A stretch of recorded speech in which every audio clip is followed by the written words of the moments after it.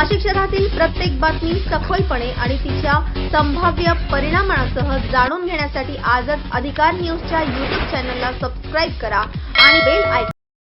वर्षानुवर्ष पारंपरिकपणे तलावात आणि धरणामध्ये मासेमारी करणाऱ्या बांधवांना मत्स्य महाराष्ट्र विकास महामंडळाच्या एका आदेशाने उपासमारीची वेळ आणली. सदर महामंडळाने पारंपरिक मासेमारीवर बंदी घालत या व्यवसायासाठी टेंडर काढण्याचे आदेश दिले होते. अर्थात या टेंडर भरण्यासाठी लाखो रुपयांची अट असल्याने मोठमोठ्या कंपन्यांनी हा व्यवसाय हाती घेतला. त्यामुळे मासेमारी करणाऱ्या बांधवांवर उपासमारीची वेळ आली होती. या विरोधात मासेमारी करणाऱ्या बांधवांनी मुकणे धरणात प्राथमिक भूजलाशय सहकारी संस्था लिमिटेड या संघटनेच्या वतीने सदर निर्णयाविरोधात कोर्टात दाद मागितली होती.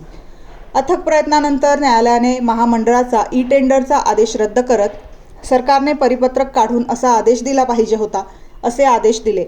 त्यामुळे पारंपरिक मासेमारी करणाऱ्या बांधवांना मोठा दिलासा मिळाला आहे, अशी माहिती मुकणे धरण प्राथमिक भूजलाशय सहकारी संस्था लिमिटेडचे चेअरमन समाधान जमदाडे यांनी दिली. माझे नाव सोमनाथ मधुकर जमदाडे. मी मुकणे डॅमचा चेअरमन असून तथा नाशिक जिल्हा मच्छीमार संघाचा चेअरमन आहे. तर मागच्या मंगळवारी माननीय उच्च न्यायालयाने ऐतिहासिक निर्णय देण्यात आला आहे. तर 3 जानेवारी 2022 व 12 सप्टेंबर 2022 जे शुद्धीपत्रक शासनाने काढले होते ते मुंबई हायकोर्टाने रद्द केले असून महाराष्ट्रातल्या सर्व जनतेला त्याचा लाभ होणार आहे.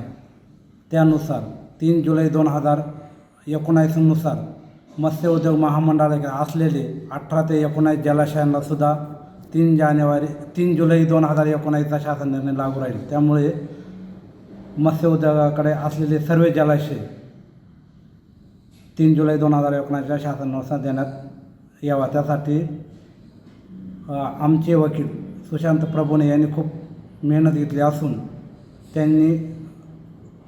त्यांच्या प्रयत्नाला खूप यश आले असून पुऱ्या महाराष्ट्रातले मत्स्यमारांना याचा फायदा होणार असून तर आपल्या माध्यमातून आपण मी मच्छीमारासाठी सहकार्य करावे एवढीच विनंती.